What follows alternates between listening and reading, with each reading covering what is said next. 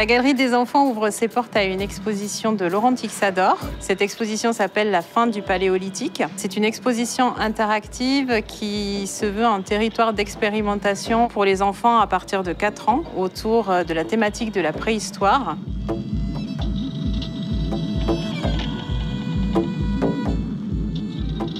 Ce terrain d'expérimentation offre différentes propositions autour du domaine des arts. Donc 5 ateliers autour de la parure, de la fresque, de l'architecture, de la musique et de la danse. Nous avons choisi Laurent Tixador pour cette exposition parce que dans tout son travail, il part d'actions très primaires pour pouvoir réaliser des expérimentations qui sont en général hors domaine urbain. Là, c'était une expérience peut-être un peu particulière pour lui. L'idée était de s'insérer dans un espace où, en fait, il n'y avait rien à disposition pour pouvoir démarrer, on va dire, quelque chose. Habituellement, quand Laurent Tixador se trouve dans un espace plus naturel, il y a des éléments qui vont lui permettre de construire ou d'expérimenter, en tout cas, ce territoire différemment. Ça fait à peu près... ça fait quelques années que je me dis, à 50 ans, je vais arrêter les conneries. Et puis, voilà. Là, je me retrouve pour 10 jours à poil dans la forêt. Ouais, hier, je me suis fabriqué un slip. Alors, c'est marrant parce que, du coup, on dirait un peu Tarzan. Et, sauf les muscles. Ici, en fait, il partait d'un grand désert de moquettes, donc c'était quand même un challenge pour lui.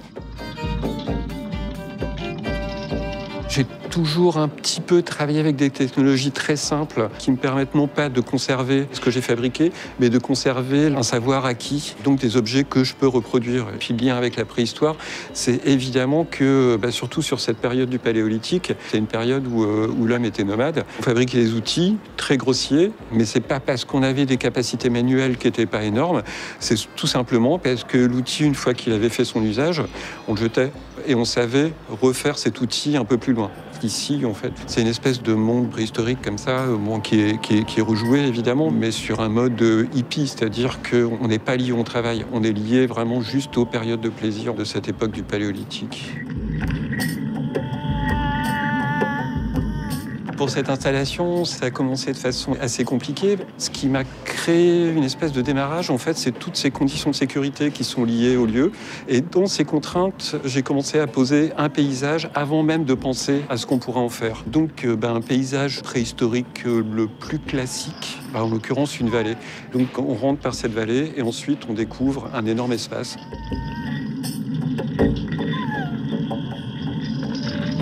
On n'a pas cherché à refaire quelque chose de réaliste, en fait, qui aurait été juste un gaspillage de ressources. Là, au maximum, c'est des éléments de récupération, c'est de l'échafaudage. C'était une façon de poser un paysage artificiellement, avec des courbes de niveau espacées d'1 mètre, qui sont vraiment des éléments caractéristiques d'une carte. Donc là, on est plutôt dans une carte que dans un paysage, mais dans une carte à l'échelle 1 et en volume. Et à partir de ça, en fait, j'ai repris toutes les activités qui sont liées aux arts, au plaisir de cette période de la fin du Paléolithique. Tout ça retranscrit évidemment avec autant de facilité que ça se faisait à l'époque, c'est-à-dire avec des éléments en fait qu'on trouve aussi dans notre quotidien. Donc il y a une espèce d'imprimante qu'on a fabriquée qui nous fait un sticker avec une empreinte de main.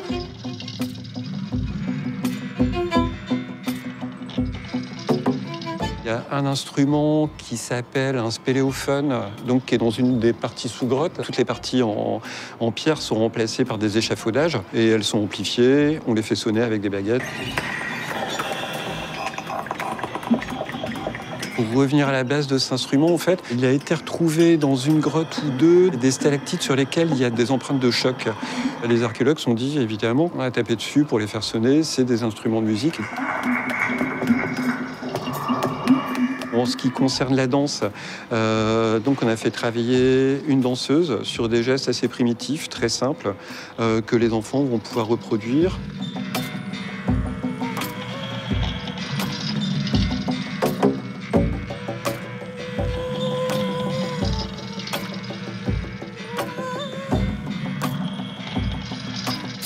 ce qui concerne la parure, on a adapté le coquillage qu'on ne trouve pas trop en région parisienne avec des pattes. Donc on rejoue une espèce de collier de nouilles, hein, tout simple. En ce qui concerne l'architecture, pareil, on remplace les peaux de bête par des morceaux de moquette.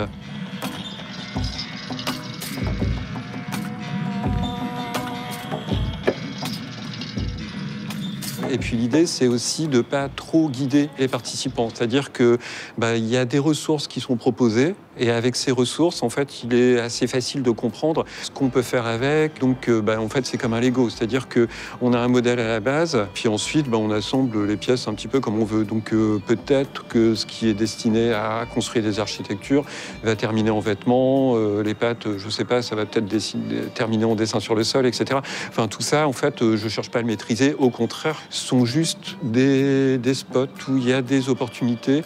Et après, on en fait ce qu'on veut.